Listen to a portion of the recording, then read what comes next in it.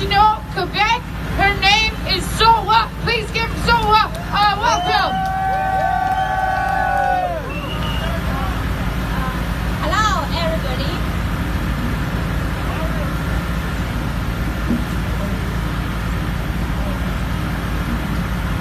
I am a poet and an author in Chinese, and my pen name is Zhuo Wang. I have lived in Canada for 12 years as an immigrant. Additionally, I am a French citizen.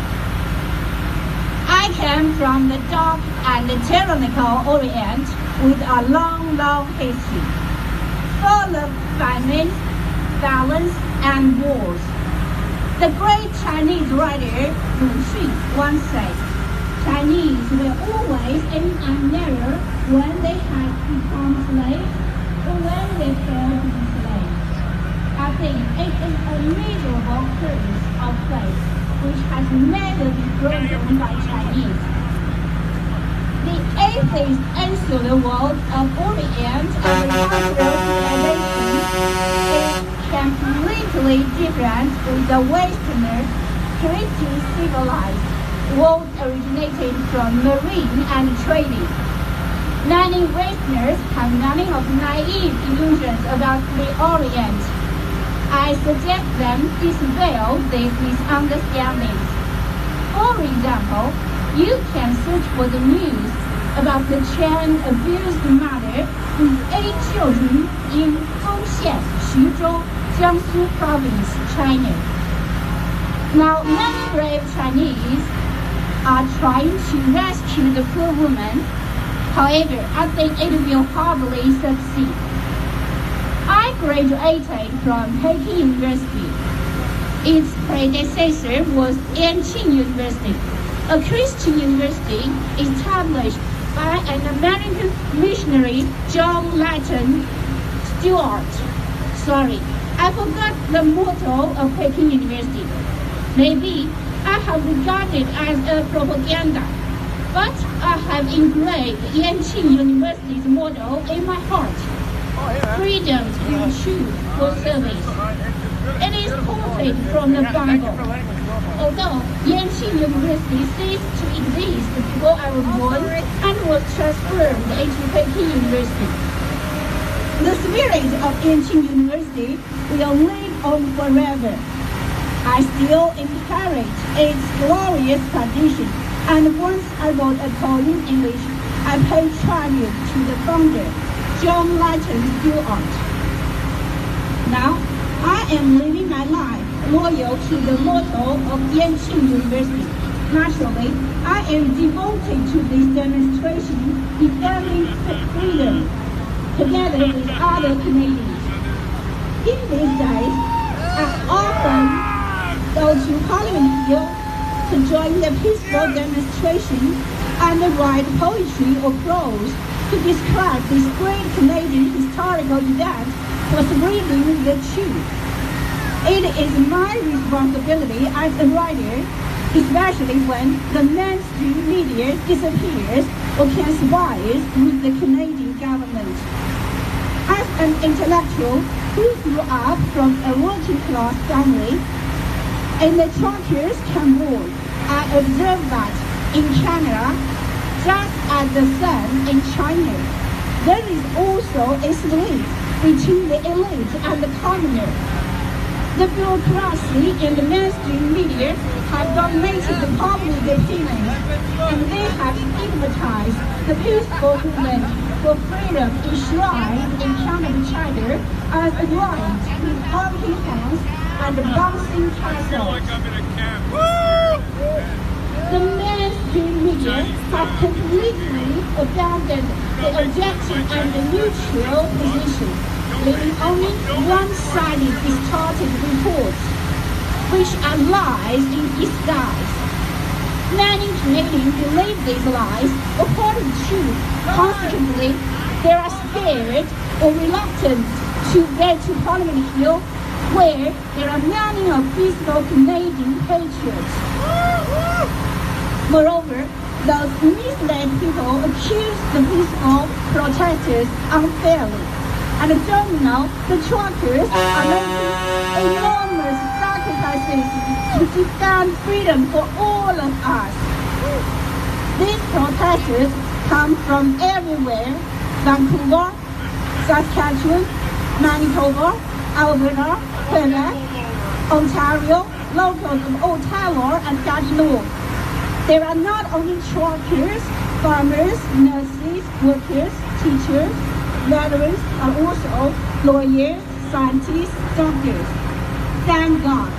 I am glad to see that a doctoral degree does not imprison everyone in an abbey tower, leading a lukewarm life and rejecting to hurt the real busy life.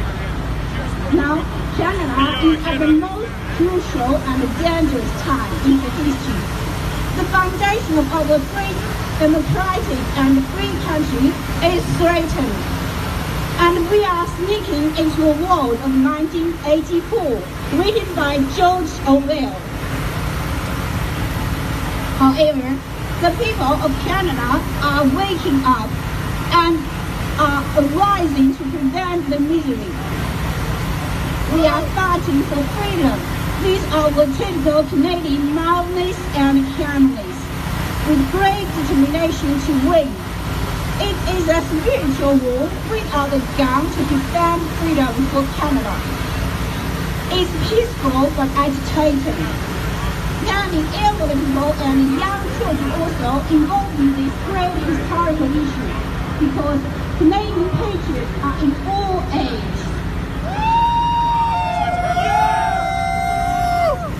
People use honky tonks, laugh, laughter, whistle, carnival, and street literature to oppose the government's tyranny of the lockdown. Free mandate is our only one request.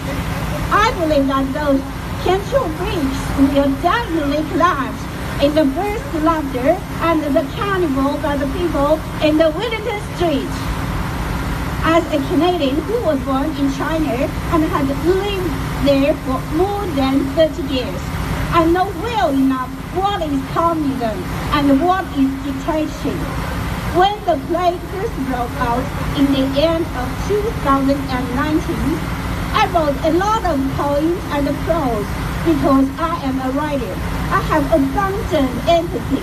I can feel concretely pains of those innocent victims. Those people lost their jobs, health, freedom, relatives, life, and even the hope to live.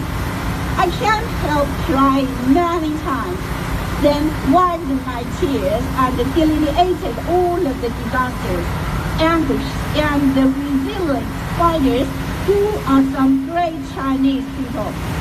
But many of my poems and essays have been removed from the internet because of the strict censorship in China. The well-known American poet Emily Dickinson wrote, "Had I not seen the sun, I could have borne the shade." Vice versa, the people who have experienced darkness cherish the light more and are much more alert to the state of losing their freedom than those who are always in the bright world. You can understand why I love freedom so much. Free to think, free to speak, free to write in this world. Not every one of these human rights. It were a nightmare for me if in the future my children will have to emigrate out of Canada because there will be no freedom anymore. After criticizing the dark tyranny of the ancient Orient, now I am blaming the government led by the Canadian left elite. 2 weeks after the Churchill war, Prime Minister Churchill will refuse to show up for demonstration. And I think he is very arrogant and irresponsible.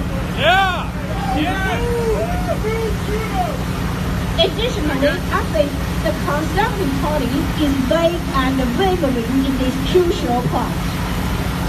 So now, is there anybody to blame me as a white first racist? Obviously, I know today my frontline speech is politically incorrect. It challenges the authority and it will cause me troubles and dangers both in Canada and in China. In other words, Canada. But as a person who enjoys reflecting and practicing, I believe I should do what is right here. I always follow the voice of my heart, which is from God, who commands me to do so. Courage is contagious among us. We are truckers. We are those people who carry the most fashionable red jerry cans. We are those street authors in the face of Parliament Hill. Also, we are local residents in Ottawa and in Gatineau. As for courage, I should mention Mr. Tom Marigold, one of the organizers of the Freedom Convoy.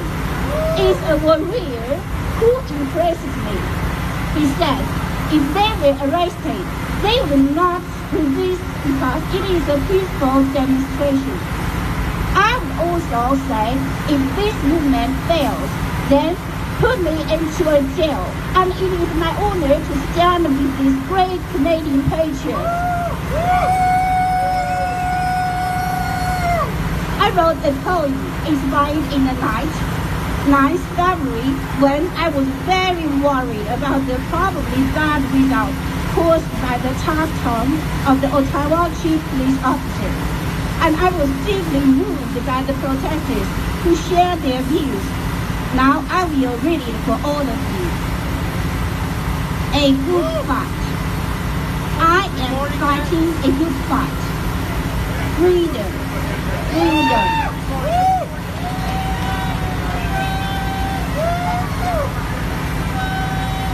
I am from Egypt. I had dates, figs, and chickpeas. Only to be slaves obediently. I had been in the desert with 12 years of trade to the place of glory. Freedom, freedom.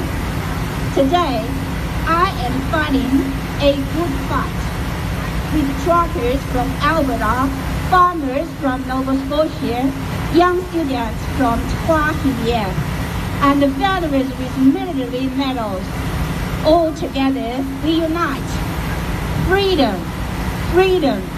We are fighting for our great, kind, peaceful, full of love Canada. Freedom, freedom. We should take back our freedom, which is bestowed by God.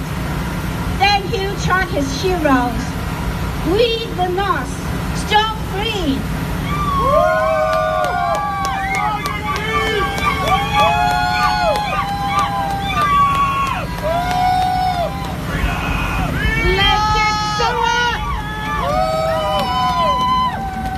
Immigrant from China with a story.